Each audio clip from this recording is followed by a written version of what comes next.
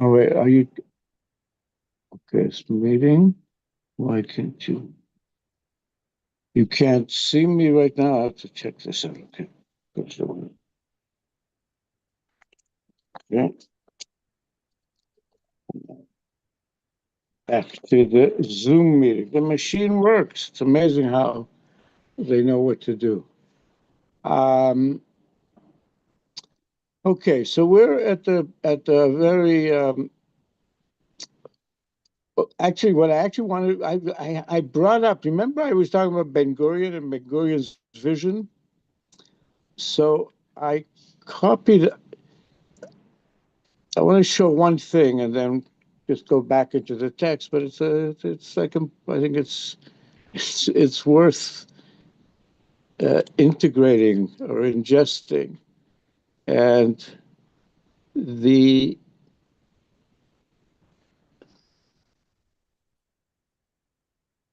is in, as I said, Ben Gurion wrote. He addressed a whole group of the 15th, as the date is there, that the 15th of January 1949, exactly 1 week after the battle ended, he brought together Anshe Ruach, writers, teachers, scientists, various professionals, and he wanted to make a statement. And he began by saying, it's going to take us a lot of years to be able to sanctify using the best of our tools and our means, and so that we can really establish the security of this nation. But the security is only a condition, it's a precondition for our existence and our survival as Medinat Israel. There is another further special destiny that is a part of it. It's in order to allow Geulat Am Israel Kibbutz Galuyot, the Geula of Am Israel and the gathering from all the exiles. And now the very last paragraph, here it's bigger print. This is how he ended. This is really like a type of mission statement for himself and saying for Israel, really. Rak im yeh, that's why. I wonder, let's see. Rak im yeh ne'emanim leyehud ההיסטוריה היהודית ונאמנים לחזונה. Only if we will be faithful to the historic destiny, historic Jewish destiny, and faithful to its vision, na'amod, then we'll stand, we'll survive, בסגוליותינו המוסריות והאינטלקטואליות, with our special treasures of ethics and intellectualism.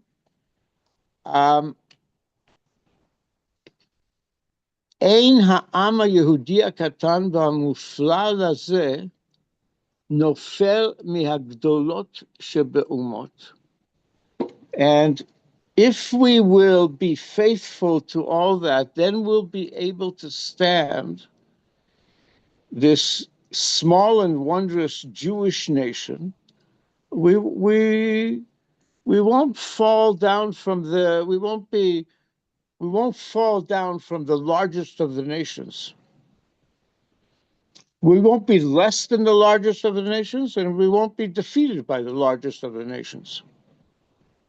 It could mean both there. Eno nofel, mufaza nofel, ein am yehudi nofel. We're not going to, we use everything, we're not going to, the large nations are not going to have control over us. בחינוכנו צריך לטפח ולהגביר סגולות כאלו. And our education has to be to cultivate and to grow these special treasures, ad si yecholtan, to the top of our ability. Rak bekochan. It's only through these becoming powerful in this way, na'amod be'olam, we will be able to survive, to stand in a world shel tacharut, of competition, v'sin'ah, and hatred, v'oshek, and corruption. If we will be faithful to our vision and use our special ethical and intellectual treasures that we've been cultivating as the children, as the Jewish people, then, and if our education now has to cultivate these things so that we become maximally good at them, then we'll be able to stand in this, survive in a world of competition, hatred, and corruption. ובכוחן לא ייווצר מאיתנו להראות דרך חדשה לעולם. And with these strengths, that will enable us, it will enable us to demonstrate derech chadasha le'olam, a new way to the world. Derech shalom, the way of peace, tzedek, justice, cherut, freedom, ve'achvat enoshit, and human love, affection.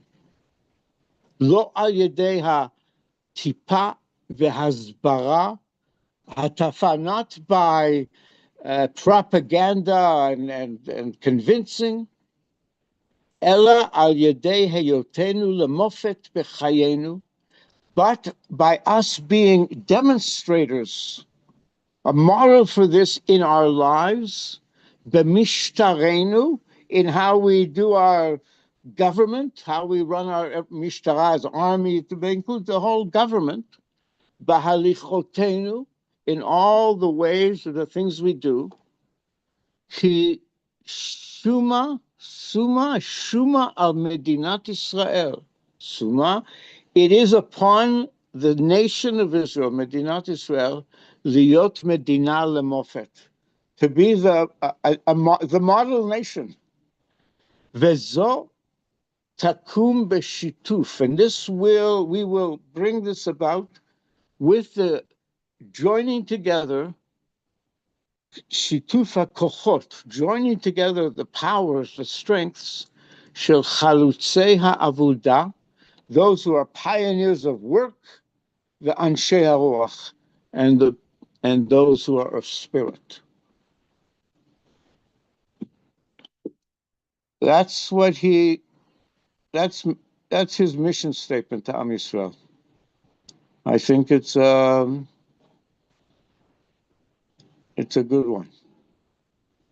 And I think it shows on what level, he wasn't, he was a huge soul to be able to do what he did. And he did it for like so many years. And I found out more. Him and Begin, it was horrible for years. At the end, sort of, and they managed, but still, there's a certain part. For a long time, Ben Gurion was so angry, he often would walk out if Begin was talking first in the government for a while. It was a real anger. And later on, they sat down and had and also could speak of how they could value what they valued of each other, which was also good. So he got over it. All right. So Shoshana, I'm giving thanks for the fact that you made it here, even though it's America. It's the Tov Lahodot holiday. Thank you. So we just read Ben-Gurion's mission statement to Am Yisrael that he said 10 days after the 1948 war ended, the first 10 days of Israel putting itself together. This is the statement that he made to Israel. You can go back and look at it if you want in the review or something. But let's go to the Parsha. Thank you. The Parsha is a very significant moment in our history, in our development, in our birth. Jacob leaving Beersheba, going to Haran, also to flee his brother who's angry because he just stole the birthright and the blessing from him. And as he's leaving Israel to go out of Israel, he comes to Yifgah. He came upon this place, and our tradition is Har HaBayit, the Temple Mount, the place where the temple became later. It's this place of meeting. He slept there. And the way he slept there, he kach mi avnei makom. He took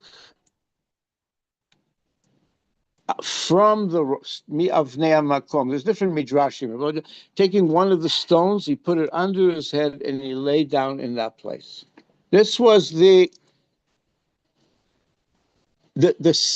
first establishment of this is our home, where you can sleep and so on. And then, but it's even more so because at that moment he has the most incredible, well, here, let's describe it. So he went to sleep. Veyachalom. And he dreamt. And what did he dream? And Hine is, behold, appeared. Sulam mutzav arza, a ladder that is established, set in the ground. V'rosho mageh shamayma, and his head reaches to the heavens. Ve'hine malachei Elohim, and Hine, the next thing that appears, the Hine is each one's a sudden appearance. Malachei Elohim olim ve'yordim bo, angels of Elohim going up and down it. And then the third part of this dream, Hine, Yud-Ke Vav-Ke nitzav alav. Yud-Ke Vav-Ke nitzav alav, it's almost he came upon him. They describe him standing beside him, however, but Yud-Ke Vav-Ke. And he speaks to him. Vayomar, it's a bit mafseh.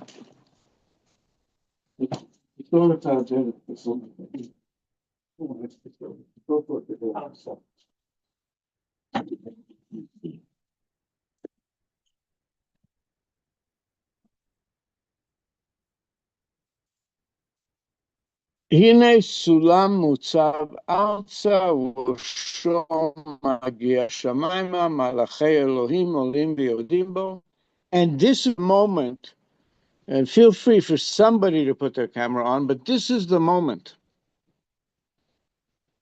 It's such a significant moment because this is the first moment that Yud He Vav He introduces himself to an Israelite. Abraham knew as El Shaddai, Yitzchak, it's not clear, whatever, but here is bingo. By the way, this Yud Ke Vav Ke, who then later on he gets more involved, but here he makes himself known to Yaakov Avinu and says, I'm the Elohim of Abraham, your father. He used me as an Elohim, and also the Elohei Yitzchak and Yitzchak. But this is I'm the everything that Yud Ke Vav Ke is that Elohim doesn't cover. He's introducing that level, so Yaakov knows that this exists, and he says to him, Ha'aretz asher ata shochev aleh. Where you're sleeping right now, lecha etnena ulezarecha. I'm going to give it to you and to your seed, offspring, and your offspring. And please understand, when is he hearing all this? As he's going to go into exile to leave Israel. That's also what makes it. This is before he leaves, it says, hey, let's, the big boss introduces and says what he says. This land is yours and your seeds, and your children, your descendants will be like the dust of the earth. They'll burst to all four directions. And as I told Abraham that his seed would bless the nations of the world, here is the fulfillment of the fulfilling what Abraham was promised that he would bring about. Nivrachu v'cha kol mishpachot ha'adama u'zarecha. You will be the channel by which all the families of the earth and your seed will be the channel by which all the families on earth will be blessed. Okay? Let's stop there. We're going to return to the meeting, but now let's go into the Rav Kook piece. Okay.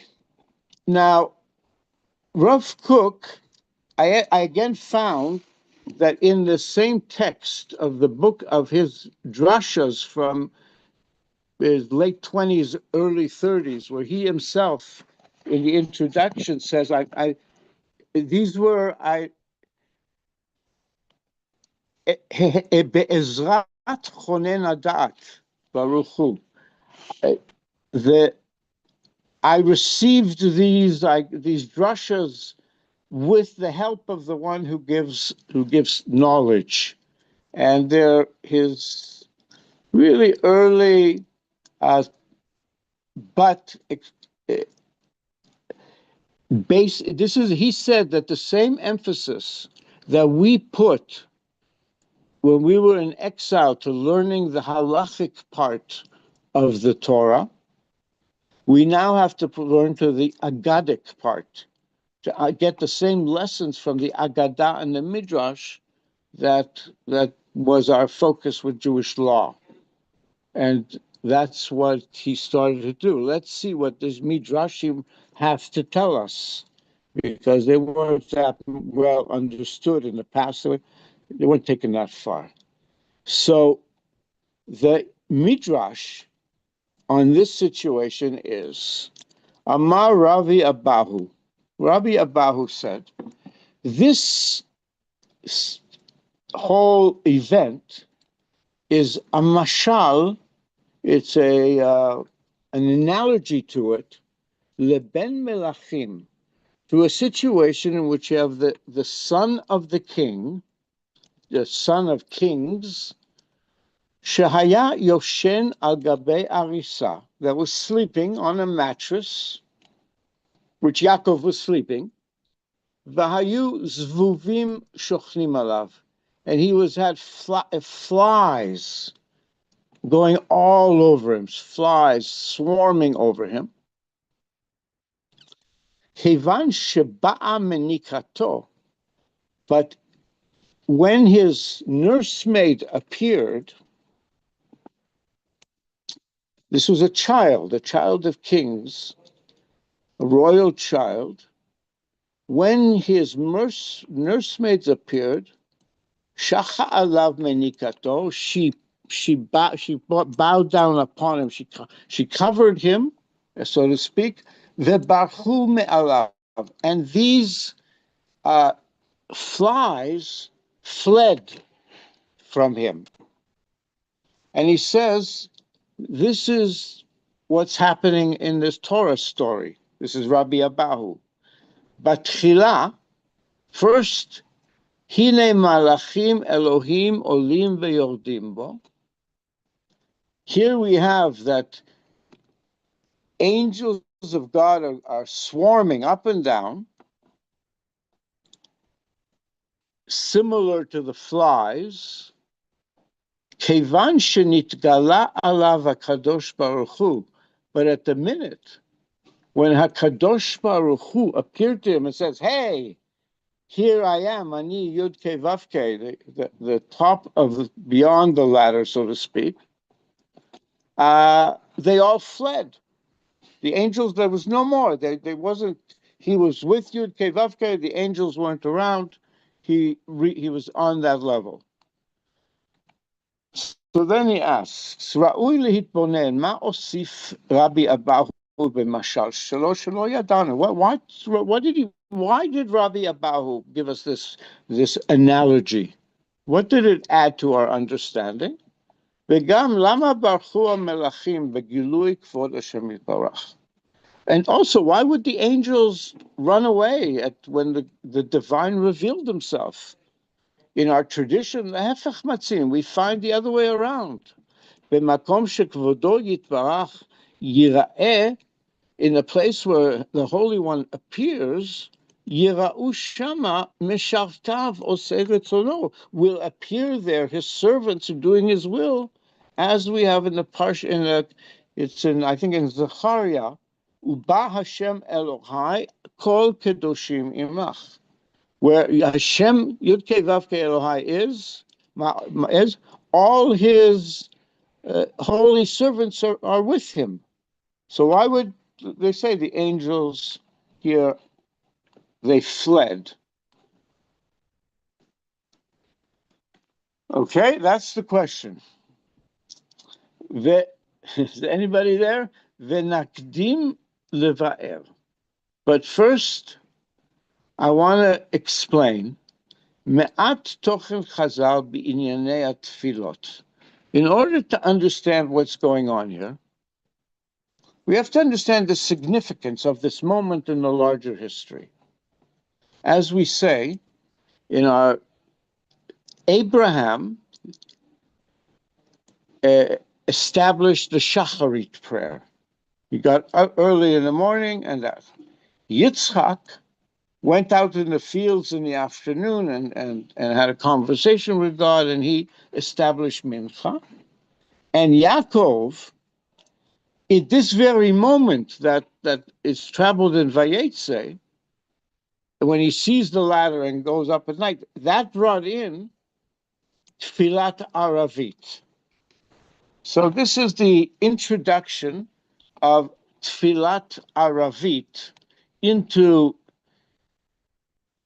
Israelite practice, and right at this moment. And furthermore, Zot lanu ladat, we need to know Ki ha'avot ha'kdoshim erkam ve'yichusam aleinu, that our holy fathers, and I'm going to their whole importance and the relationship to us, mitzad heyotam avot, is that they were our avot, our parents, in a sense of they created us, kishmam, as the name implied. They really were our avot, shahayu kol ma'asehem, because all their actions that are described in the Torah, hayu kol ma'asehem, all their actions were dedicated lechonen umah shlema, to create an entire people, hamakeret et Hashem yitbarach, that knows the Yud Kei Vav Kei Elokei Israel, ve'od, and even furthermore, that this umah shlema todia oto bekol ha'olam kulo, will make him known in the entire world, letakno b'malchut Shaddai, so that we will able to bring tikkun to the entire world under the kingdom of El Shaddai, the Malchut Shaddai. That's what the fathers were about. That's Avram, Yitzchak, and Yaakov. ורובי פעולותיהם רק לתכלית זו. And most of their actions were only for this purpose. That's why they did everything the way they did it.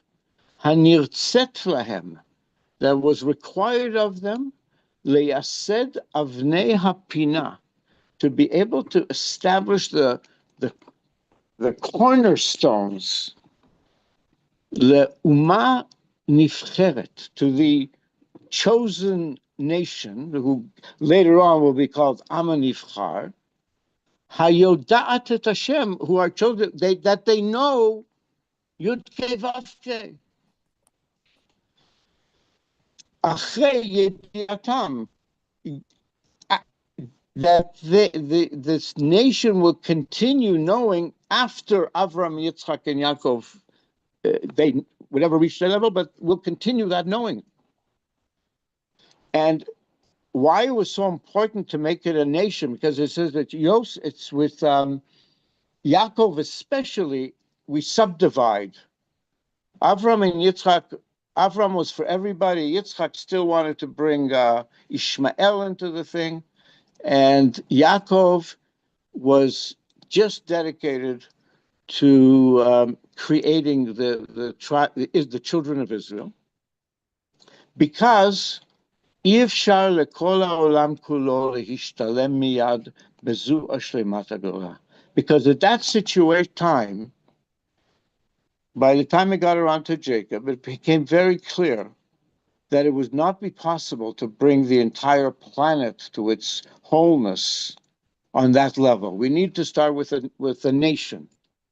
We're not going to, and the focus became the nation, creating the nation of Israel. That was the focus, the priority, and the reason for the behavior of Avram, Yitzchak, and Yaakov.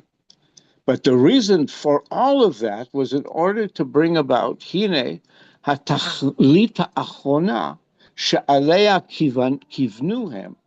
But their final purpose for all this, that they were intending everything they did, לתקן את כל העולם במלכות שדי, to fix the entire world, Malchut Shaddai, and bring forth Abraham's vision.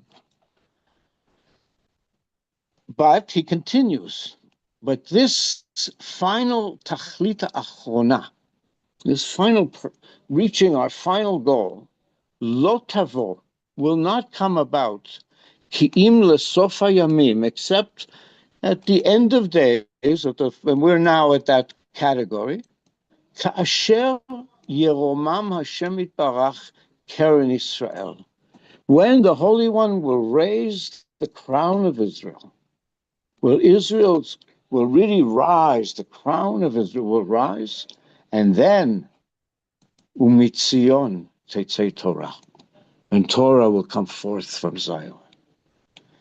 The goyim Yilchu le'oran shel Israel, and the nations will go according to the light of Israel. Yakiru ma'alatam, they'll recognize their level, they'll recognize what they're bringing, and they'll want to benefit from it. And therefore, when it says mitzion tetzei Torah, that's what it means. V'yit nahagu, the nations will behave gamken al pi hadrachat Israel otam, according to the directions, the directives, the guidance of Israel. They'll want to. שאי אפשר כלל שיהיו הם מדריכים את עצמם בתכלית המעלה. Because the situation is, it's not going to be possible at all, just in reality.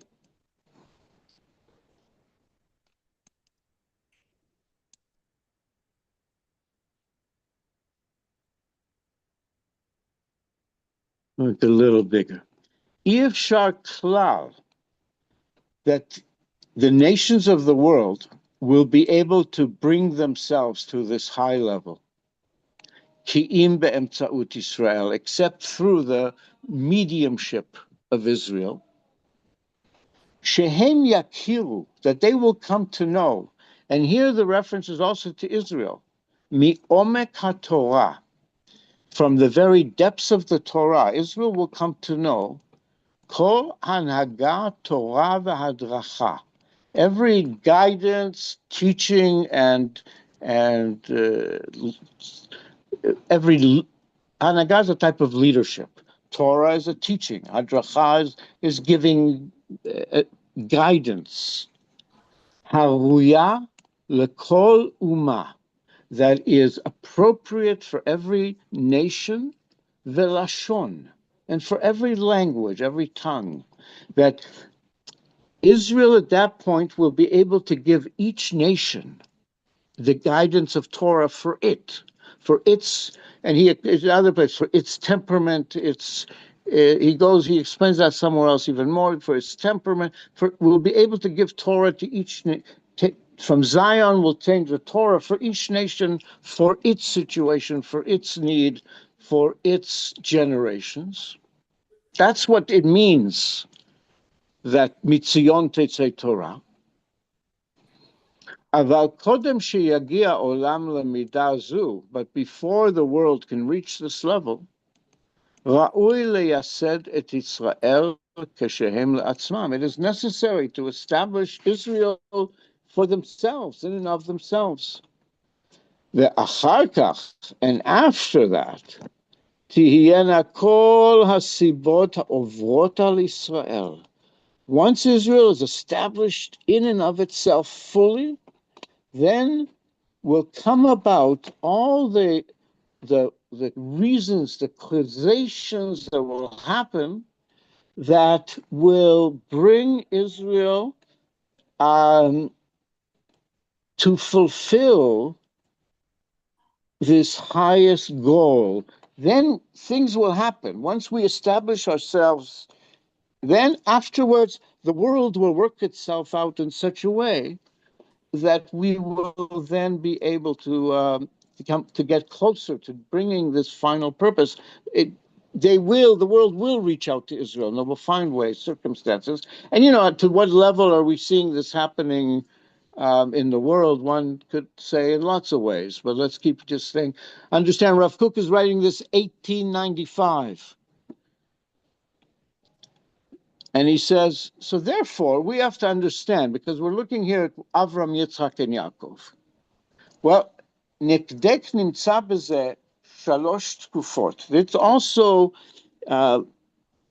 it's a teaching that Israel history is going to go through 3 epochs that are connected to the 3 fathers.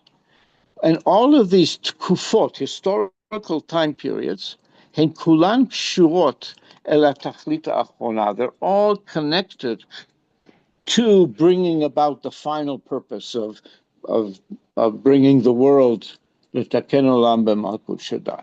So what are the 3 time periods? The first one, which is תקופת הבית הראשון, the period of the first temple. עמידת ישראל לבדד, Israel stood alone, במצב חזק, strong, King David, King Solomon. And that's the situation בעת שלוותם בימי הבית הראשון. So the reason for that, tachlit, and here's where Rav Kook is giving his very interesting understanding of why things happened in our history the way they happened. He says, first period we went through was the first temple, where we had power and strength and our own identity. And he says, Tachlit Tkufat Habayit HaRishon, the purpose of the period of the first temple was Lehachshir et Israel el Ma'alatam Ha'elyona, to prepare Israel for its high level. Then, it'll give them a taste of how high here they are, they're at the high level. And שיהיו יכולים לסבול כל העובר עליהם ולהישאר בקדושתם. That then they will able to suffer, to go through everything that goes through historically, and they'll stay in their holiness. Ubeyoter, and even more, the reason for the first temple period שיהיו מוכנים אל הגדולה העתידה להם מצד עצמם, so that we will be prepared for the future greatness that's going to be way more than that. This is a preparation for it. It was temporary, right? It's what thing. And he says this whole first temple period was in order to give us a sense of Israel at its highest, fullest. הוא נחוץ להכנה כדי שאחר כך יוכלו להשלים את כל העולם כולו.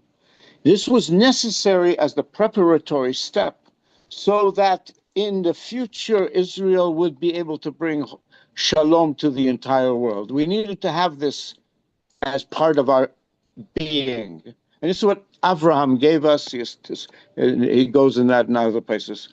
Hasheni, the second time period, which is connected to Yitzchak, Yemei Habayit Hasheni, the days of the second temple. What was different between the first temple and the second temple? Well, here, Amidat Israel, Be'eretz Israel, we have the Israel being in the land of Israel. Well, we have our thing. We have a king.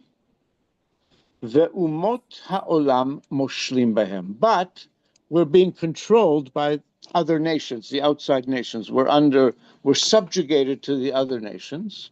Afilu she'aya lahem melech. Even if we had a king, we were still under that subjugation. Now, why do you think Rav Kook would think that was necessary for us to experience that?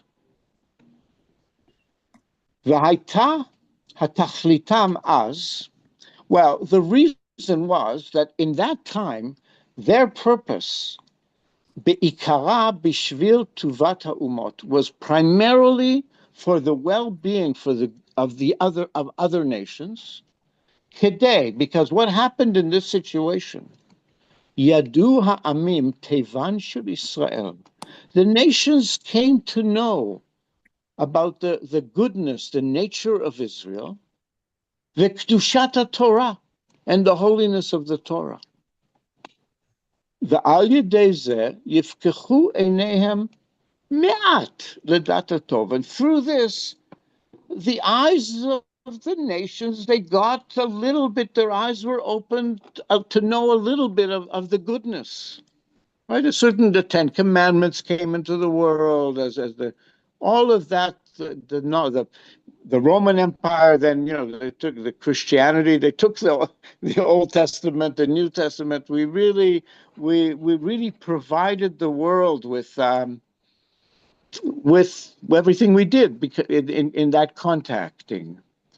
So he's saying, so the purpose of that historical time period, Haita sheyakshiru Israel, was that Israel would prepare the nations, be'ofen shiyu muchanim leha'atid, in such a way that they will be prepared and ready in the future, lekabel et ha'or hagadol haba al yedei Israel, to receive the great light that comes from Israel. It's already given a certain relationship knowledge of Israel. They have that, and then got distorted historically, whatever. But it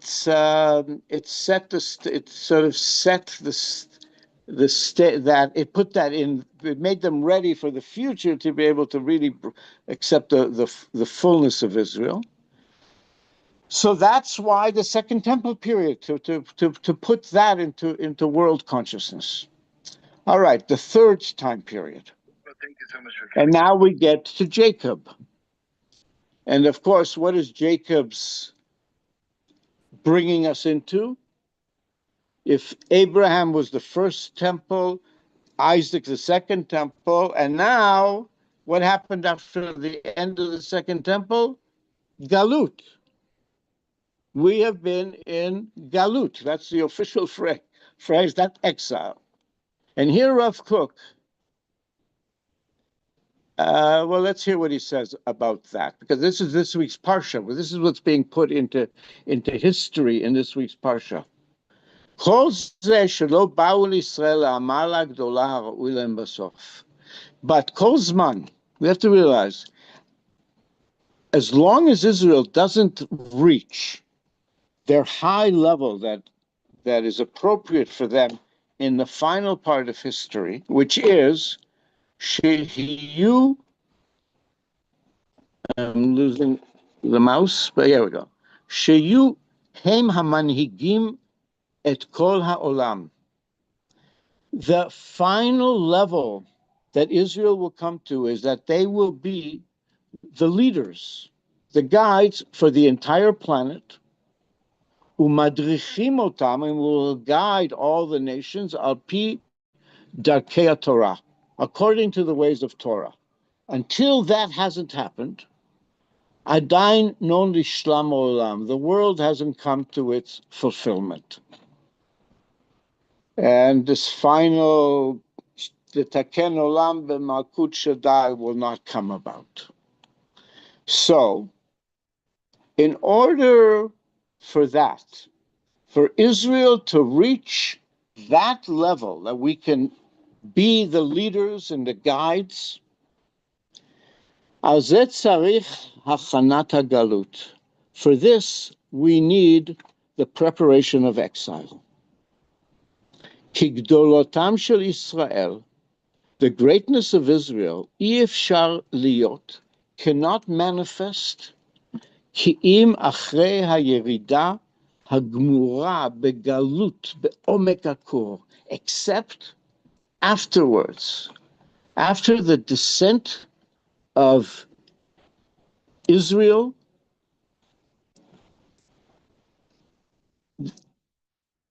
its complete descent in exile, in the ugly depths of exile, she'al yedei tziruf hagalut, that through the forging, the burning, however you want to tziruf, I have an English translation of this already prepared. I'm not looking at it now. Is it refinement? Refinement is, yes, that's a good word for, because that's the middle, yeah, so that's what they use when, at Soref is, yeah, exactly, thank you. Yeah. She'al yedei tziruf, but it's through fire. It's fire is the means. Liot, through this tziruf, through the burning fire of refinement, of exile, Yiztakechu Israel, Israel will be refined, ad shiyu ru'im lekabel rov hatuvahi, to the point that we'll be able to receive all this great goodness and be able to operate as the leaders on the planet. Vezehu shetiken tfilat arvit more al zman hagalut v'tachlita. And therefore, that the one that now we're establishing the prayer of Aravit, the evening prayer, is a teaching about the period of exile and its purpose. And therefore, Yaakov, Achar Tkufa, which that represents the period after the second temple, with Yaakov Ba'azman Hagalut came the time of exile, Hadomeh Laila, which is the nighttime. She'ikar tachlito, that its primary purpose of Galut, hu la'achin et Israel el ha'ma'ala ha'romema, is to prepare Israel for the high level she'alea em ru'im, that they are fit for in and of themselves. What Yaakov's purpose, and also this is what who ala lahashrish ma'alatan shel Israel, to establish, to put in the level of Israel in and of themselves, be'ofen she'en koach lashum umma liot udmata, to a level that there is no nation has the power, any similar power like this. And this is the purpose of Galut. Tachlit Galut, ma she'Israel mityachadim ba, that which Israel unites with, besvilat hayesurin, through the suffering of the horrible suffering, sovel yesurin, mikol uma velashon, that we went through from every people and language. But it was in order, lehorisham hama'ala elyona, so that we could inherit this high level. And here I looked up, I wanted to go on. As Rav Kook writes in another place, מתוך המון גלי הצרות העוברים עליה מכל הגויים, מכל הנפוצות. From all the multitude waves of tsuras that come upon Israel from all the nations, from all sides, היא מכניסה הון רב דעה. It puts into Israel a treasure, a wealth of great knowledge, ומאוף habata lemerchakim, and gives Israel the capacity to see, to have a vision for the distances, umosifa et tzdadim tehorim, and also added to their holy sides. It added to their holiness of Israel. לא רק טוב והתקדמות לישראל מביאה הגלות, and therefore what exile didn't only bring goodness, good and progress to, we grew spiritually, we got certain things that we could never get. And now he's going to, I'm going to read you in a minute. But even more than this, Israel bepizuram bein ha'amim, the fact that Israel is scattered among all the nations, they are raising everything to holiness. So then I saw other places, and so I asked the machine, well, what does Rav Kook say is the reason for Galut? Why did we have to go through exile as part of our development as Israel? And here is the way it explained to me. According to the Mishnah of Rav Kook, exile is seen as not just a punishment for sins, but a process, a historical process that has an educational and tikkun, very deep tikkun aspect for Am Yisrael and the entire world. And according to Rav Kook, the main reasons for exile, what we needed to experience and learn, there's a few. First, Havra'a Ruchanit, for our spiritual healing.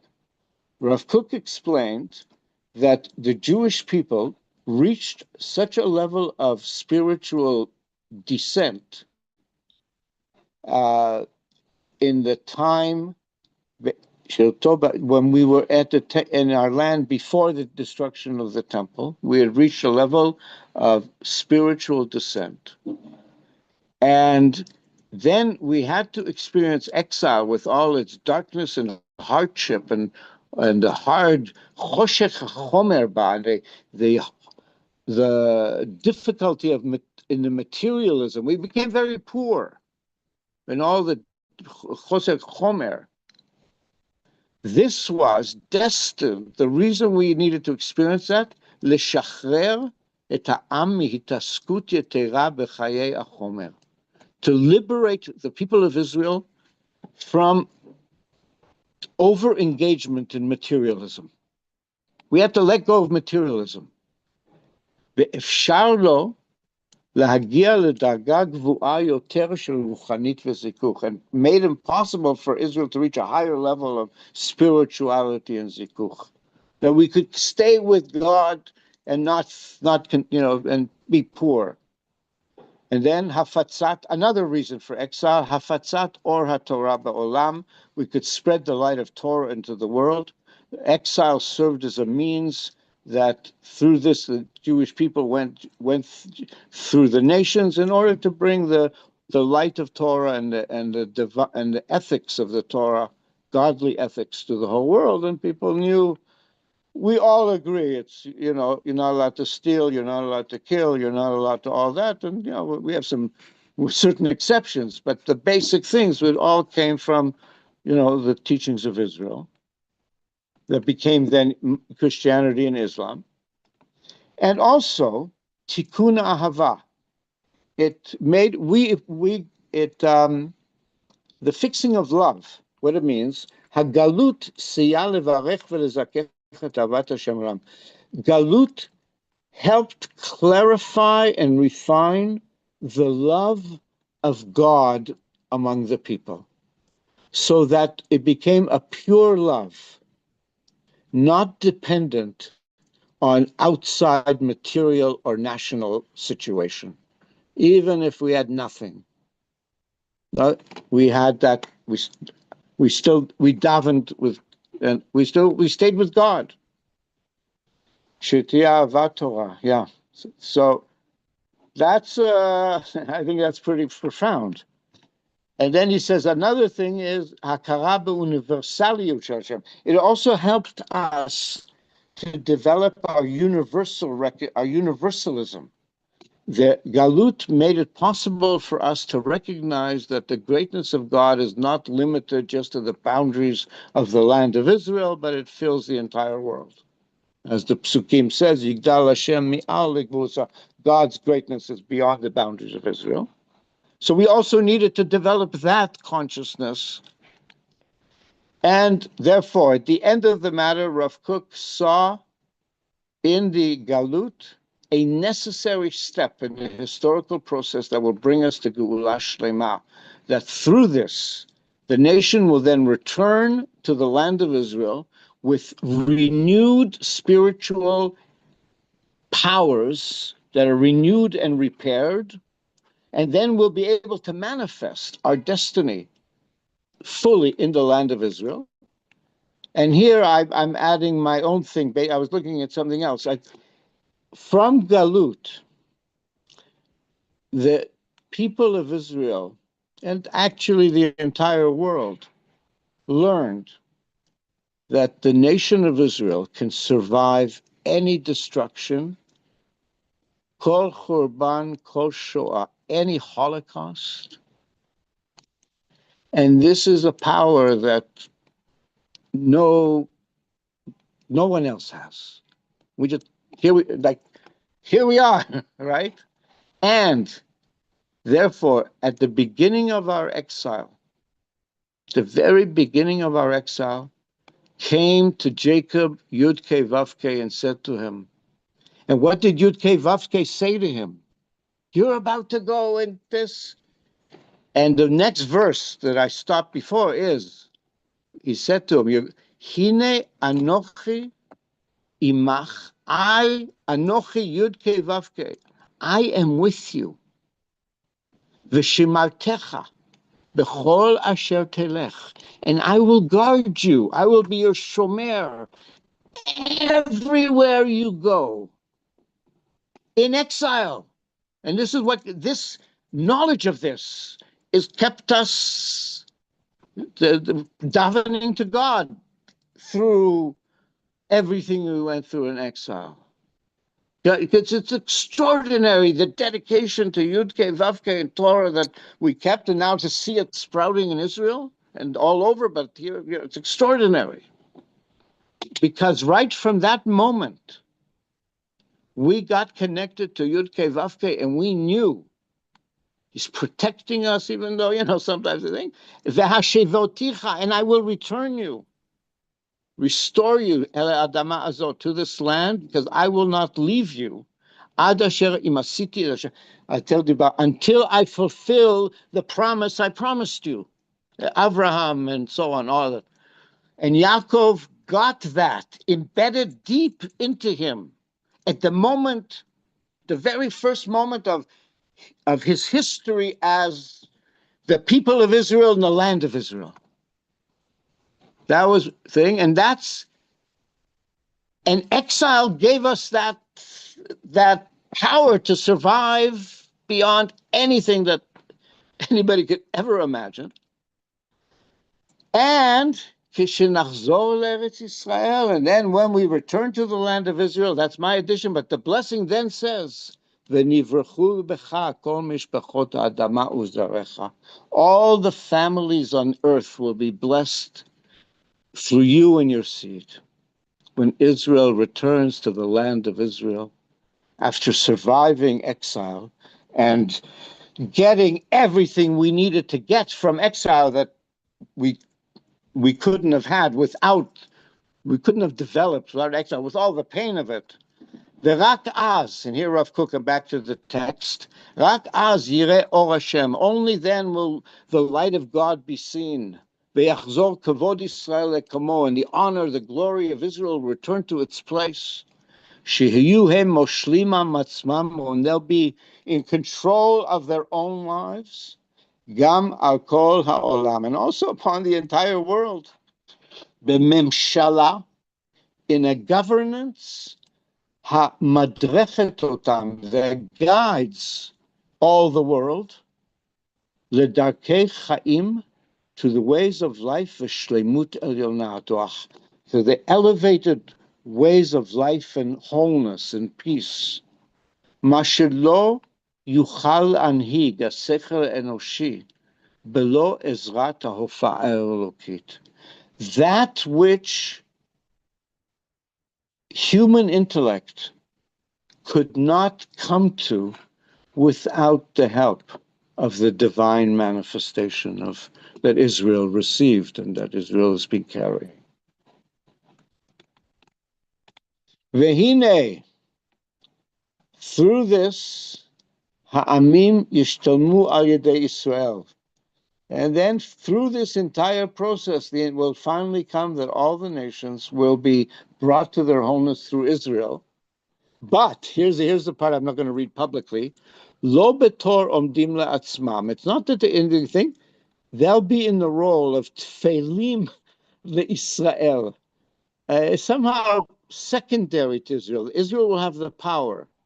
As the prophet says, and he quotes Yeshayahu. And now I want to read you the full Yeshayahu thing. He just quotes one line of it. But he quotes, this is what's going to happen. The spirit of my the Hebrews here, Ruach Adonai Yud-Ke Vav-Ke Alai, Ya'an Mashach Yud-Ke Vav-Ke Oti. The spirit of Yud-Ke Vav-Ke upon me, and God, Yud-Ke Vav-Ke, has appointed me. I have been sent, this is Israel, I have been sent as a herald of joy to the humble, to bound up the wounded of heart, to proclaim release to the captives, liberation to the imprisoned. Likro shnat ratzon leyud-ke vavke, to call out, to proclaim a year of God's will, veyom nakam le'elohenu, and a day of karma. Day of nakama is vindication. Nakama is, there's a worse word for it. Vengeance. Vengeance, I get like revenge. Revenge, a day of nekama, but here he uses a day of vindication from Elohim. V'nachem kol avelim, which is going to comfort all who mourn. The karma is going to happen. And then, lasum avlei Tzion, this will provide for the mourners of Zion, to give them a turban. It means a beautiful head wearing. It's instead of ashes, festive ointments instead of mourning, garments of splendor instead of a drooping spirit. And they, the children of Israel, the Zion, the mourners of Zion, they will be called terebinths of victory. Elei Hatzedek, and they shall be called terebinths of victory, planted by God for glory's sake. And here it gets, and then what will happen? Ubanu cherbot olam shomemot rishonim yekomemu v'chidshu arei cherev shememot dor vador. They shall build the ancient ruins, raise up the desolation of old, renew the ruined cities, the desolation of many ages. welcome to Israel. And this is the part that Rav Kook quotes from here. The nations of the world, imdu zarim, and foreigners, strangers will come, vera'u tzonchechem, they will be your shepherds, ubnei nechar ikarechem vekarmechem, and they will be your plowers and vine trimmers. Well, foreign workers from all over the world doing, and welcome to Israel. That's so much happening. And it's a good thing that the people are getting work where they can't get work, and people are doing it. Nobody's forcing anybody to do this. It's a better situation for all these people that they have work finally, and they get paid. Nobody's cheating them out of their money, right, and all that. So that's what he's saying, though. At this point, we will be in the source of power. The foreigners will come and they'll do the work. And we, here he described, we will be. Atem Kohanei Adonai. Rav Kook put this in. You will be the priests of God. Tikra'eu, you will be called. Meshartei Eloheinu, you will be called the servants of our Elokim. Yomar lachem chel goim. Yamer, you will enjoy the wealth of nations. To'ochelu, the chel goim to'ochelu. You will consume you will eat the riches of the nations. Is another translation. You will consume the riches of the nations. Ubekvodam titmayaru. And you, Israel, you'll gain kavod through their wealth. That's Isaiah 61. So that's so much describing what's happening in these days. It's actually amazing. And so here now back to the text. Hine hatolada. So here we have the process of history. He's going back to the vision. Here is the process of history. The history that is really, this was the angels of God going up and down on the ladder. That was established in the level that's appropriate for the nations of the world. That's how the world worked. But behold, and so therefore, Jacob saw the ladder and the angels as the process of history among all the nations. But all these preparatory historical steps that God prepared that made it possible to come to the final. This was the process. This was all part of the process that needed to be, the historical process, that up and down, all of history. For that's what needed to happen for the nations of the world. But then, what was the third part of the dream? He goes beyond that, and he's with Yud-Kei Vav-Kei. And the angels of the world, he's only with Yud-Kei Vav-Kei. And that's what he says, Ma she'ein kein ma'alatan shel Yisrael. That then we realize this is not the level of Israel. It's not happening through the historical, it's not happening because of history. Edit, undo. Israel's happening because of a process that the Creator intended. And in that process, there's no ladder, there's no angels, because we didn't need the gradual fulfillment, bringing to shleimut that history brings us.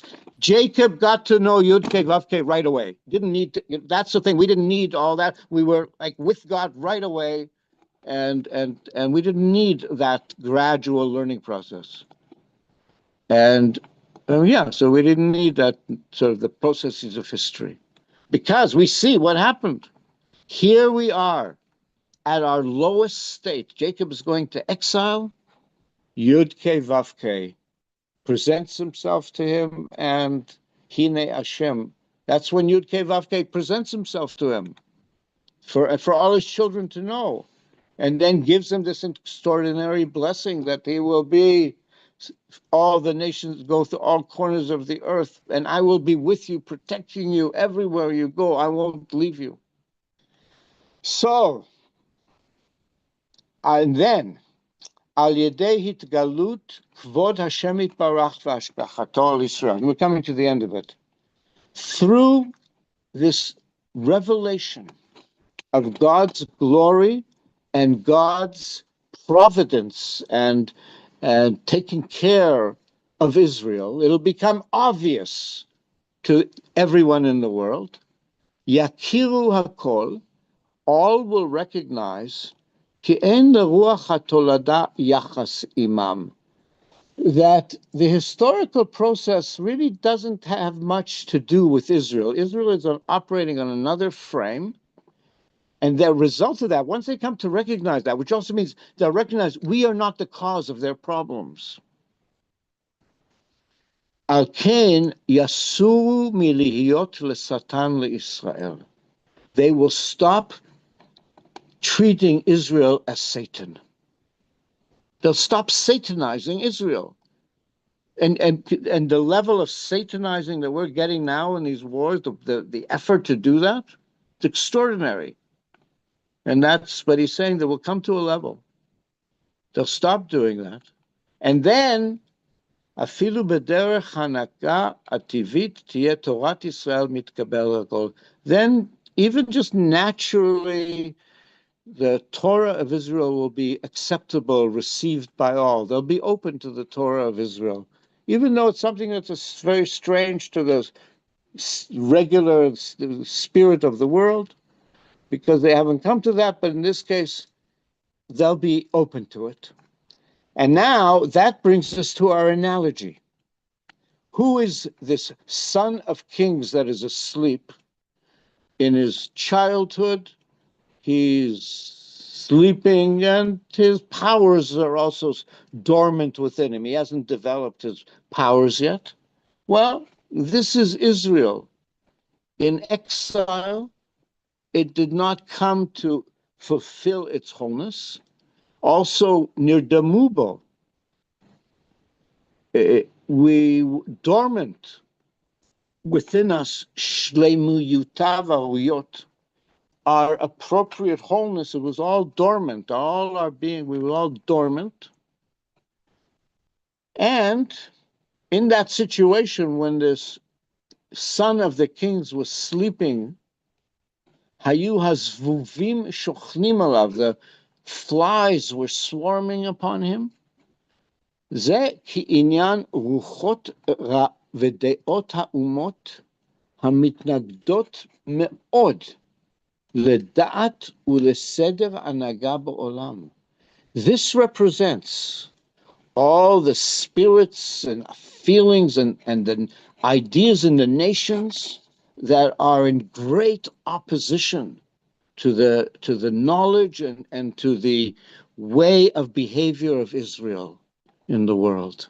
All these flies is all the anti-Zionist, anti-Semites, and the swarming, and we see the swarming. Aval, but when our nursemaid will come upon us, there will be revealed on Israel, Kvod Hashem Yitbarach. It will be clear the presence of God upon Israel. Kevan Shira'u, the nations will see, Seder Shelo, that the history of Israel, mitnaheg b'hashgacha pratit, is going on through divine providence. Miyad barchu kulam, then all these enemies will flee. Veyakiru, and then the cultures of the world will come to know she'inyanei hadeot v'anusim alchim v'shorim mitzad seder atolada shel kol ha'amim, that all the ideas and the behaviors that are just, that are become part of the nations of the world, Israel is somewhere else. They're not part of that. And therefore, yakiru gamken, they'll also come to recognize shera'ui la'aniach limud, that it's appropriate for them to give themselves space to learn from Israel and benefit, anot mi'oran shel Israel, and benefit from the light of Israel, haholech ve'or ad nachon hayom, that is going forth and getting brighter and brighter to the fullness of the day. And that's how Rav Kook explains the process of history, and why the process of history needed to have the dark, long night of exile, so that then we could. So I had the machine translate this piece, and let's see. And I guess so Nachum, I don't. I want to just read it really fast, just straight through, okay? Because you'll see it's all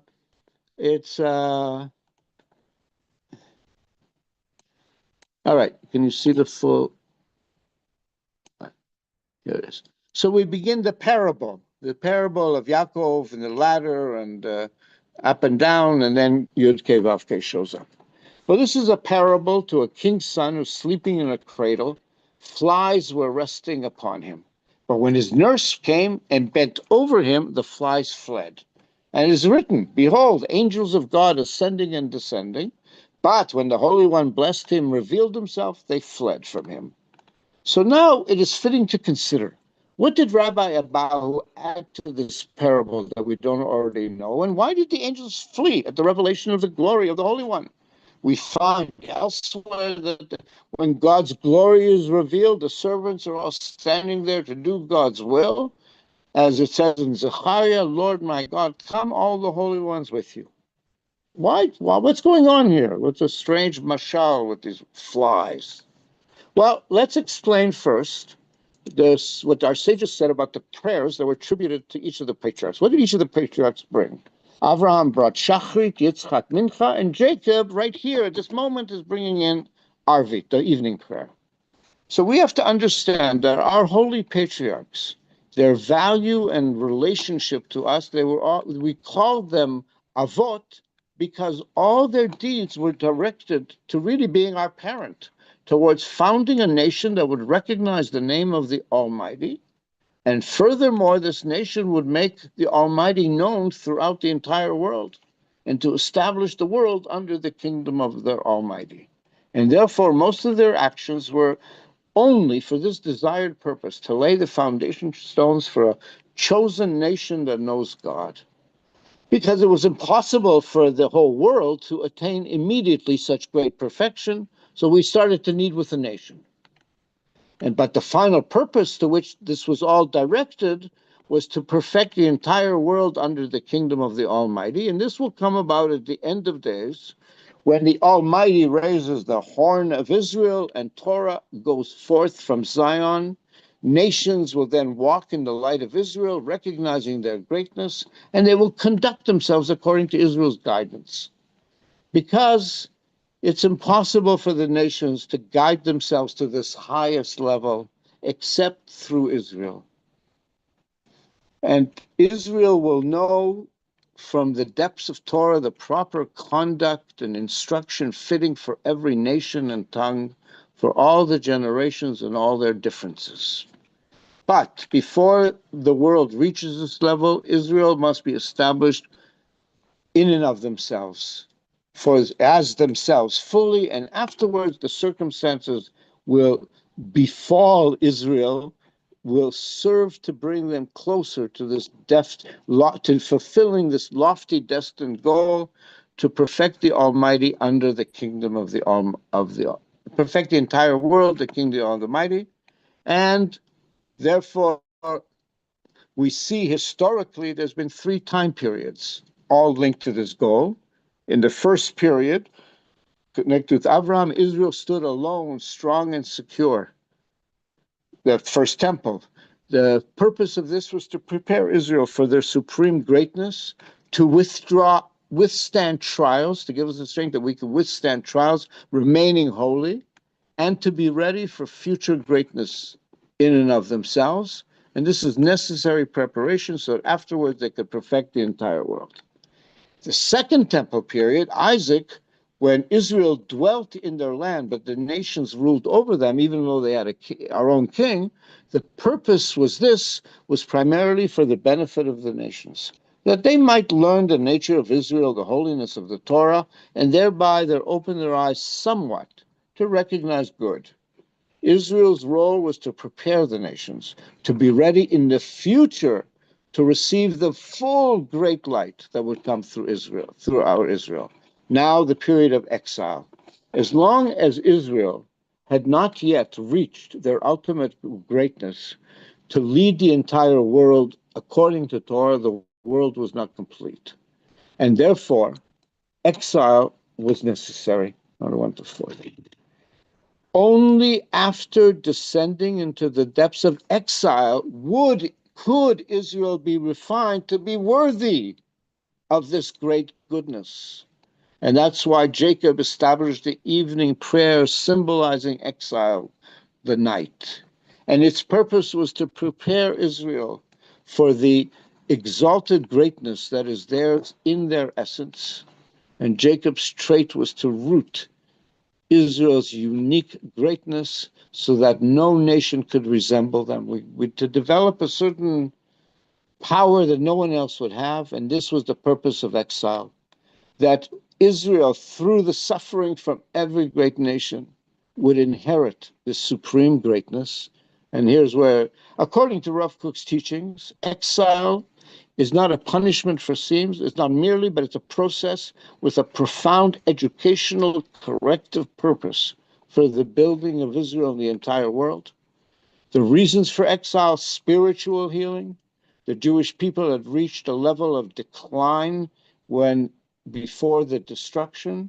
Exile, with its hardship and material darkness, was intended to free the people of Israel from excessive involvement in material life. We weren't allowed to own, etc., and to enable them to attain a level of spirituality and purification.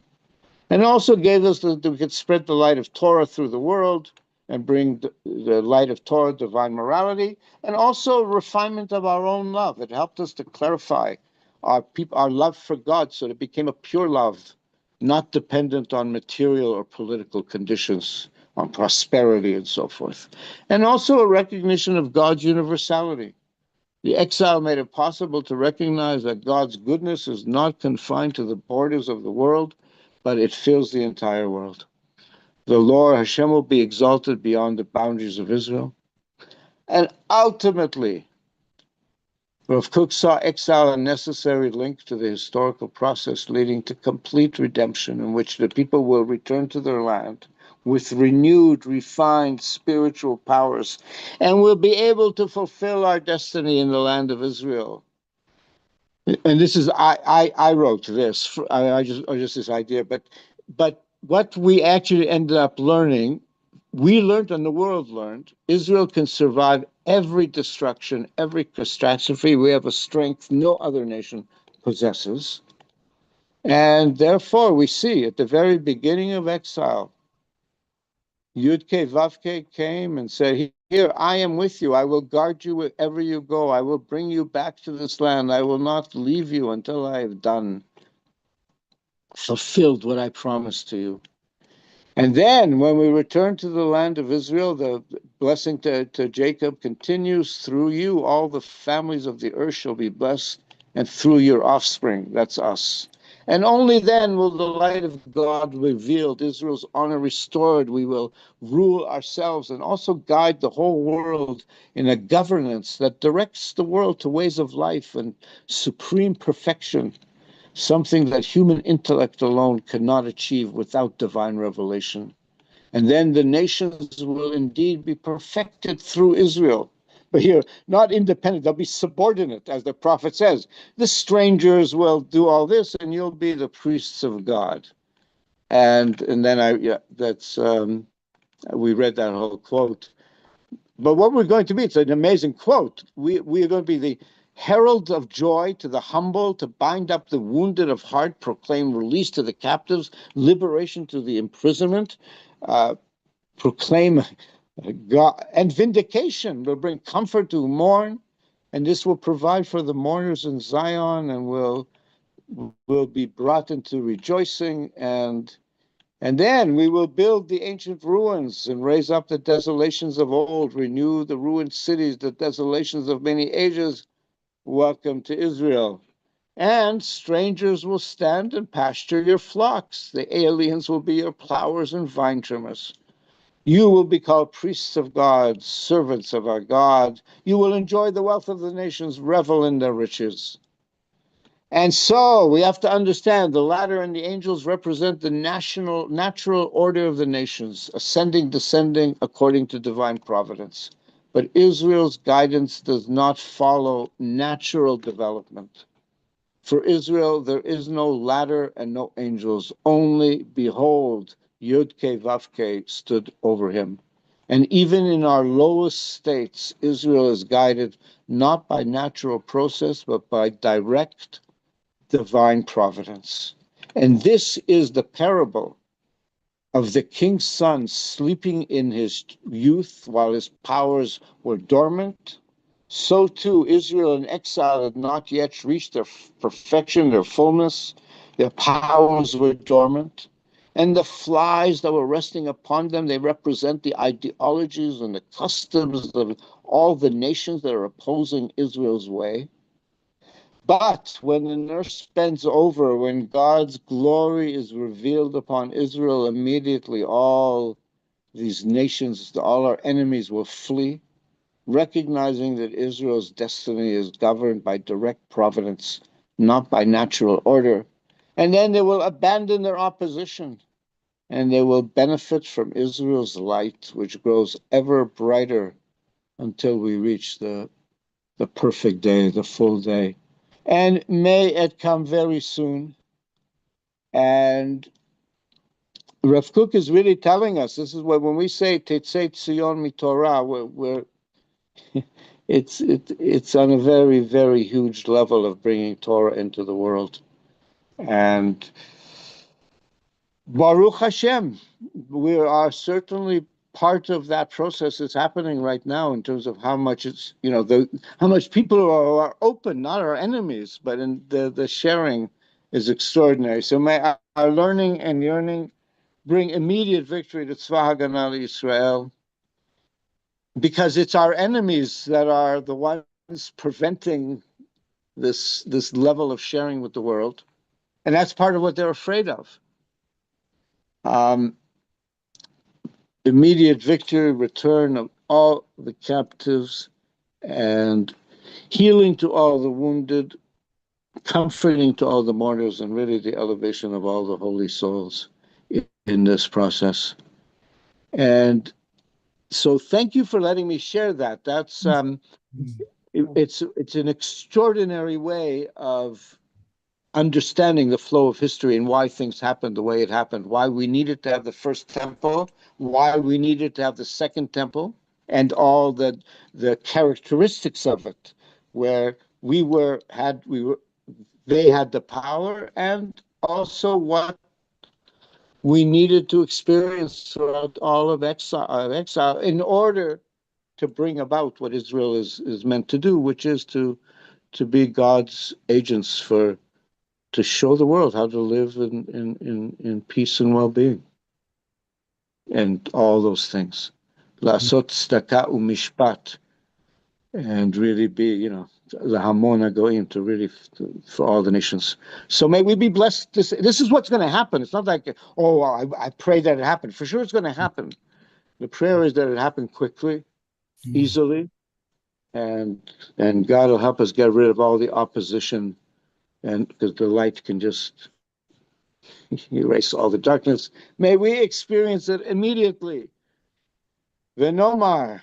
Amen. Amen. Amen. Amen. Amen, amen, amen. Amen, amen, amen. Today. Yeah, so Yeah. we went overtime, but I really wanted to I've been working on. It's an amazing piece. I right. It's like yes, it puts such a different view on everything. Yeah. It really puts a view, like I didn't understand the second temple until then. What that purpose, that, for the galut, to be destroyed so that we could have the galut. But also to give contact where they see Israel as Israel, and we were, we were nice. We weren't. Yeah, we sort of were we carried under their jurisdiction. We did our holy thing. Yeah, you can see examples of the Greeks who were quite fascinated with Israel. Mm. Yeah. Yeah. At least Alexander. And a number of philosophers were apparently fascinated. They were inspired. Yeah. So that's what he's referring to. And we with them, look at a kosher Torah can be written in Greek, which is bizarre. What? Yeah. Go on. I think. I mean, I could be wrong, but that's what I understood, that a Torah, that's the only other language besides Hebrew that it can be written. The Septuagint, yes. But wouldn't be. You couldn't use it in Kriyat Torah, could you? No, but they wanted it to be translated. It was written into Greek in Alexandria. But I think it has a holy place. The rabbis declared it a holy Greek, the Greek language as the only other holy language. I'm going to have to ask my machine to teach me about that more. Please. That's very interesting. It's one of our Hanukkah questions we ask the kids every year. Yes, good. Oh, right. Oh, good. That's so interesting. That fills in, what he's referring to. And that really, the galut, like we were fascinated by them also. Like they gave us something that we didn't have. Is it true that for us, every day is Thanksgiving Day? Yeah. But you don't always have turkeys, and you don't always have turkeys that are pardoned by your president. True.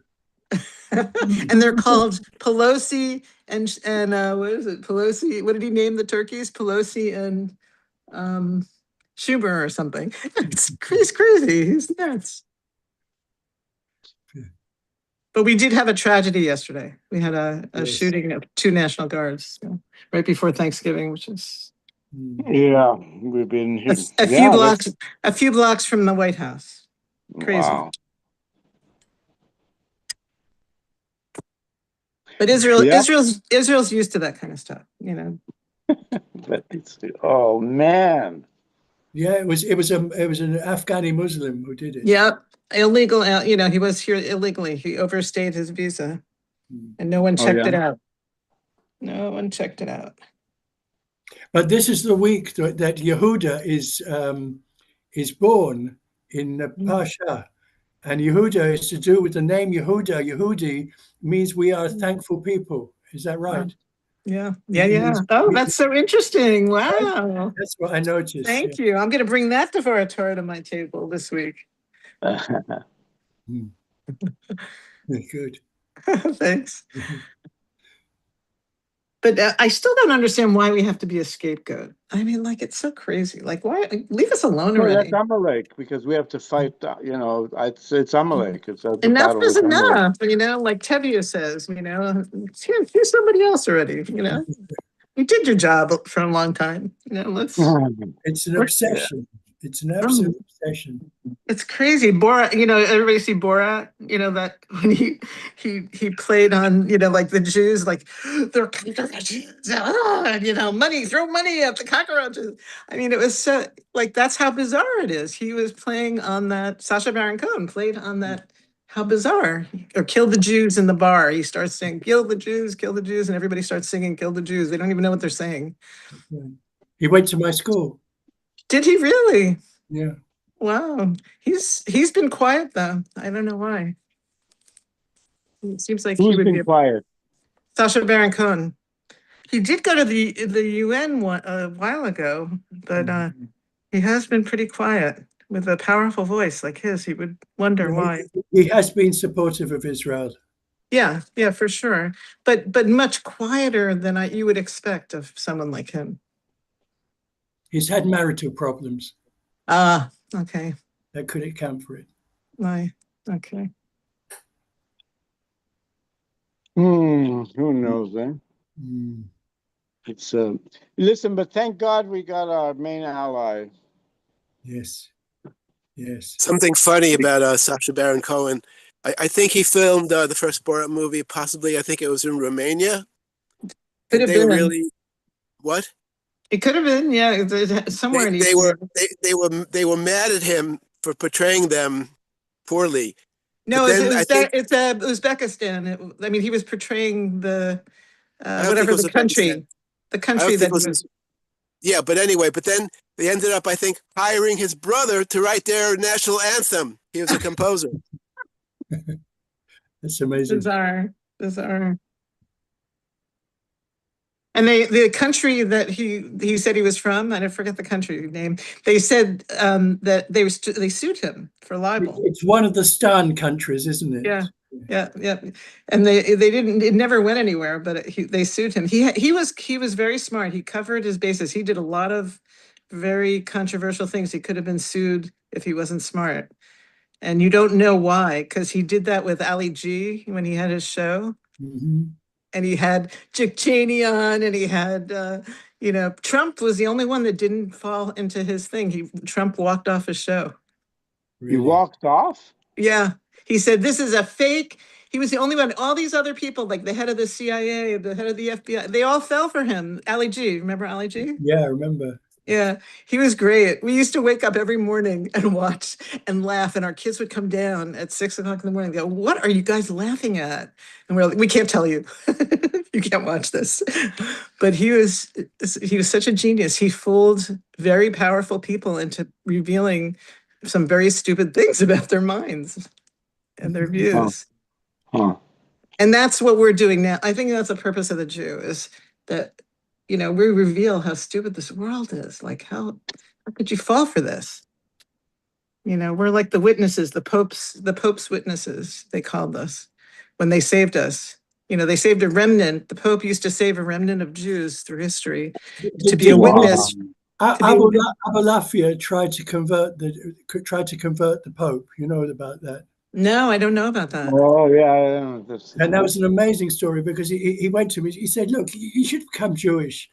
And they looked him up, and they gave him a death sentence. And amazingly, the Pope died. Oh, really? Wow. And so he was freed. Wow. Wow. Well, we almost had a Jewish Pope, remember? The Archbishop of France was up for being the Pope, and he was a kid who was hid during the Holocaust and found out he was Jewish. Yeah, and as an archbishop, he was sometimes called upon to make up a minyan. Right. We had, this is a very interesting story. That's bizarre. That's bizarre. But we have an interesting story. Across the street from us, a woman lived in an apartment across the street from us, and I found out through a rabbi that she was an ex-nun who was Jewish. She converted to Catholicism when she was a young adult, went to Poland because her family was from Poland, and became an assistant to the Pope John Paul, who was the Archbishop of Poland. Right. And she was his translator and mediator to the Jewish communities worldwide. And then when he became Pope, she was a liaison. She was in the Vatican, and this very powerful position. And I know it's true because the rabbis who told me that this is true are Hashuv. But she was very humble. She did reveal to me that, she did have a position with the Pope, and she left the church because she translated the Pope's speech. That was the reconciliation speech. Remember the reconciliation speech? And it was a very powerful speech because he was very passionately pro, reconciliation with the Jewish people and healing. And she said by the time that got to the public, because she had translated it into English and Hebrew, and by the time it got to the public, it was so watered down that she realized the Pope doesn't have power. Right. It's political. It's all political. And she left very disillusioned, but she had to be deprogrammed. So these rabbis here were basically deprogramming her from this monastic life that she had. And she had to, I don't know where she is now. I think she went to DC, but it was very interesting to hear a personal story of someone who had been in that world and who was Jewish. Mm-hmm. And she embraced her Jewishness. She just as passionately as she embraced Catholicism, she went back to Judaism, became very wonderful to prove that she could be deprogrammed from all of that. It's wonderful. Yeah, a lot of work. But she was a very brilliant, talented woman. Have you heard that the B'nai Menashe are coming to Israel? No. Wow. From northeastern India. They're coming in their thousands. Netanyahu announced it this week. Wow. This is a true Zionist enterprise. So when I went on a British air flight to India. I went from New York to London and then London to Mumbai. And I'm on the flight and this woman comes up to me and she goes, Shalom Aleichem. And she's Indian. She's a stewardess. Would you like your kosher meal? And I went, how do you know Shalom Aleichem? She says, I'm Jewish. I'm from the ancient people of India, Jewish people of India. My family is now lives in Mumbai. We were from Cochin. And I said, wow, you are? She says, yeah, my whole family's in Israel now, except for a handful still in Mumbai. She goes, what are you doing for Shabbat when you're in India? And I said, no, I'm staying with a Hindu family and I'm just going to read books and be quiet. She goes, call my parents. She gives me your number. She says, call my parents. They'll have you for Shabbat. And I'm like, this is so bizarre. She was from Cochin, yes? Yeah, originally they were from Cochin, but they had moved to Mumbai and the Jewish, they were in the Indian, the B'nai Menashe. B'nai Israel, no, in B'nai Israel. They are mostly from they stem from Iraqi Jews. Yeah, she looked very, very Indian. But the Cochin Jews go way, way back. They go back maybe 2,000 years. They're darker complexion. Right. And Kerala State. It's amazing. And most of them are come to Israel now. So I called her mother. And luckily they all speak English, I called her mother and her mother said, it's the only Shabbat I can't have you here because we have 3 weddings. We have 3 weddings and we have very few people here. So everybody's home is filled. But if you take a cab, I can have you for a meal. And I said, I don't take cabs on Shabbat. So, I didn't do it. I just stayed in the quiet. But anyway, it was a really interesting experience to have a British air stewardess come up to you. Wonderful. So the B'nai Menashe they're a different tribe. They claim to be from the tribe of Menashe, from the 12 tribes. Wow. Aren't there some here already? I think there were a small number, and now they're bringing the whole tribe, thousands of them. Wow. They're in the northeast section of India, on the other side from Mumbai. Where are they settling them? Where are they going to be settling? Don't know. Wow, amazing. I don't know whether they'll be subject to what the Ethiopian Jews were. They were forced to have a proper conversion. Right. Wow, amazing. I have to look it up. I didn't know. Yeah, it was just this week. So they're starting flights? Many years ago, I met a Chayal who was B'nai Menashe. That could have been in the 70s. Really? He was over there already in the 70s, and he was a Chayal. Told me all about his life. He was a B'nai Menashe. Very interesting. Amazing. So they're coming over. They were coming in trickles, but back then there were people even back then. Wow, wonderful.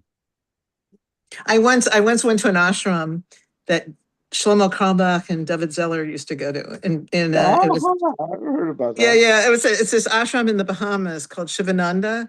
And and all the people were there were Israelis. And I'm like shocked, you know. And I'm like, why are you here?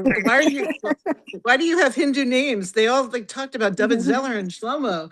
And I'm like, they said they're from an ashram in Tel Aviv. And the guru grew up a Hasidic Jew from Bnei Brak.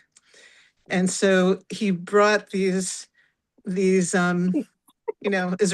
to this ashram, but it was just so bizarre to like be in a very Hindu. So anyway, there's a guru there, and he was giving lectures every night. They give it like a satsang lecture, and I was reading Derech Hashem at the time. Not that I really understand it that well, but I was reading it, and he would give a lecture. It was bizarre. I would be reading a chapter, and he would give a lecture about the Bhagavad Gita, which related to the Ramchal's chapter. And I said, I got to talk to you. I got to have a private meeting because I'm really confused.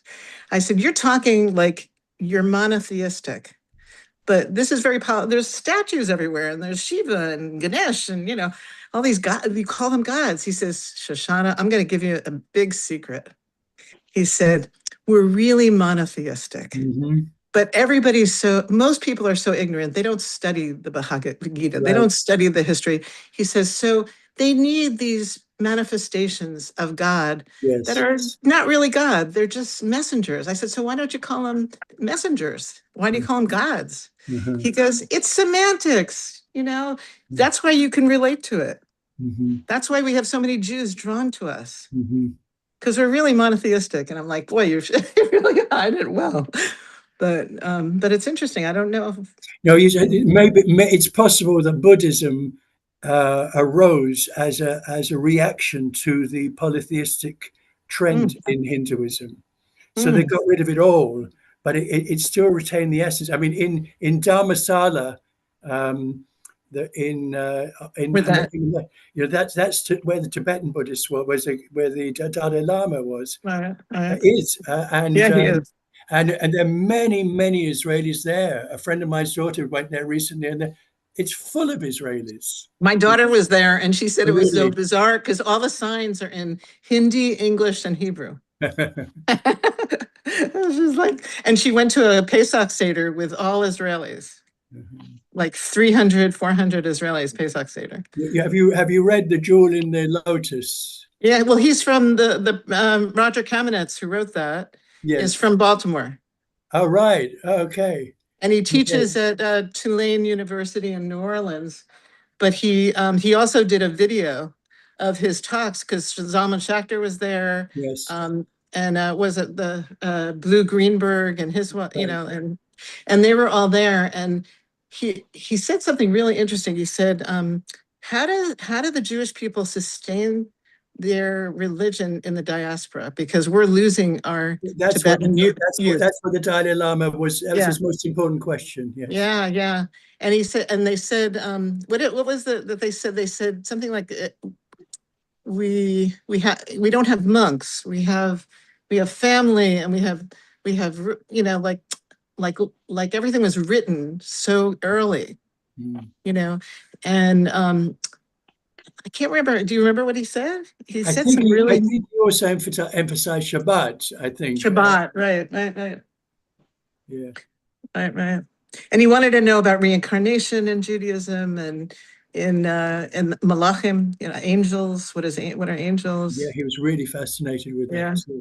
I think Roger Kamenetz might have put the video on YouTube. Like, I have a copy because my friend was Roger Kamenetz's what do you call it? Put him out on tours, speaking tours. Yes. So she had a copy of it. I have it in VHS. I only have it, I don't have a VHS player, but I think it's on YouTube now. Oh, but what, of their meeting? Yeah, of their meeting, because that book came out of talks. That was first they were talks, and then Roger wrote the book. And he's also on Facebook. Roger's all over Facebook, so you can have. The amazing thing was later in the book, they bump into Ram Dass. Yeah.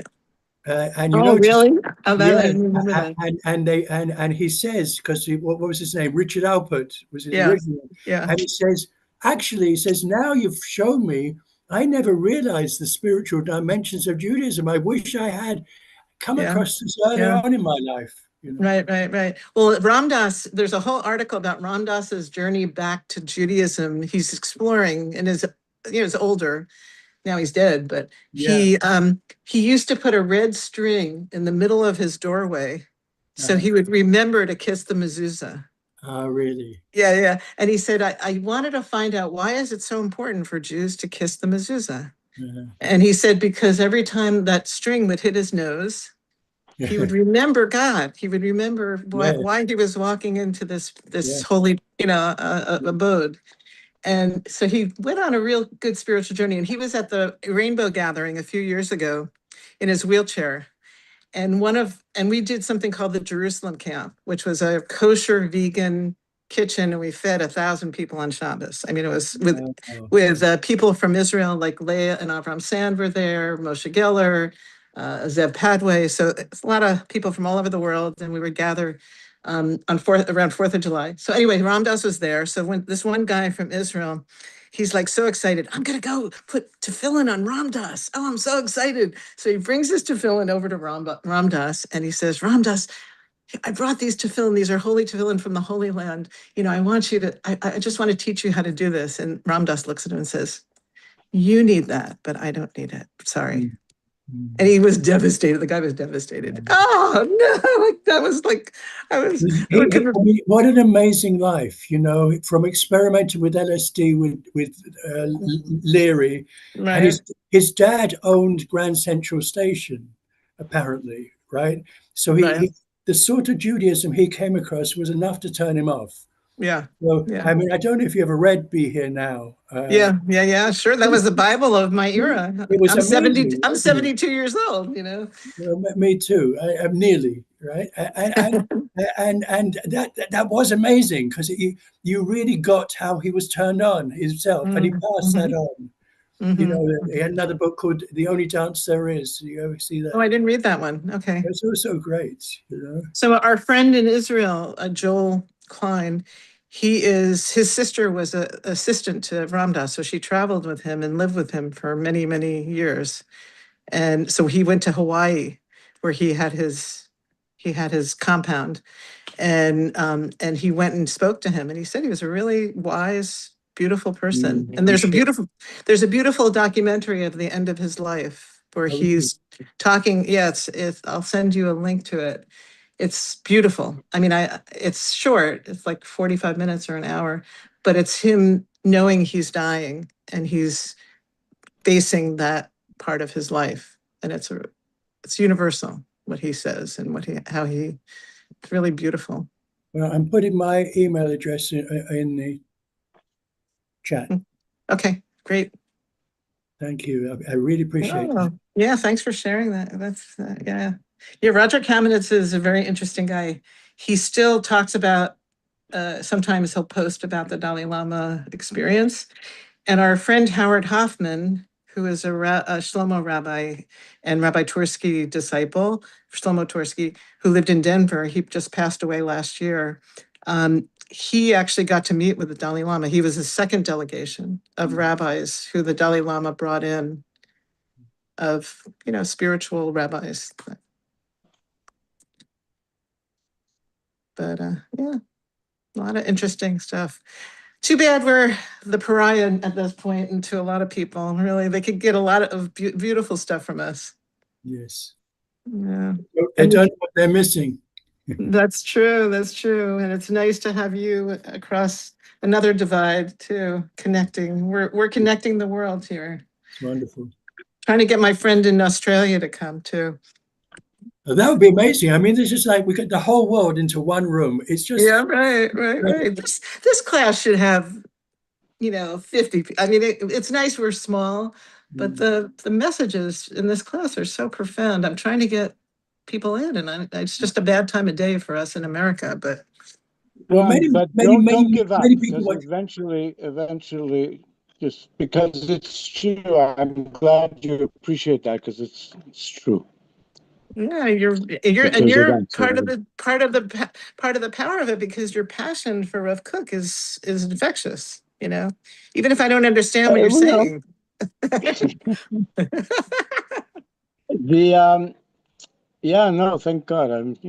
God. Thank God for him. Thank you. No, for me it's a great pleasure, because I wanted to learn Torah, and this is the best Torah there is. I mean, for me, it's a makom of sanity. Like I come from, like it's like at 12 o'clock noon. If I can get here, if I don't have a doctor's appointment or a client, I'm here. So thank you very much. And now I got to go for Thanksgiving to my daughter. Enjoy. And Thank we you. have our Kabbalah class here at Beit Rav at 9 o'clock now, so it'll continue. Take good care. All right, take care. Bye-bye. Shabbat shalom. Thank you, everybody. Shabbat shalom. Happy Thanksgiving to everyone. Yeah, Shabbat happy shalom. Toda'ah, day of Toda'ah. Yeah. That's right. Shabbos. We're going to the vegan turkey. B'tevon.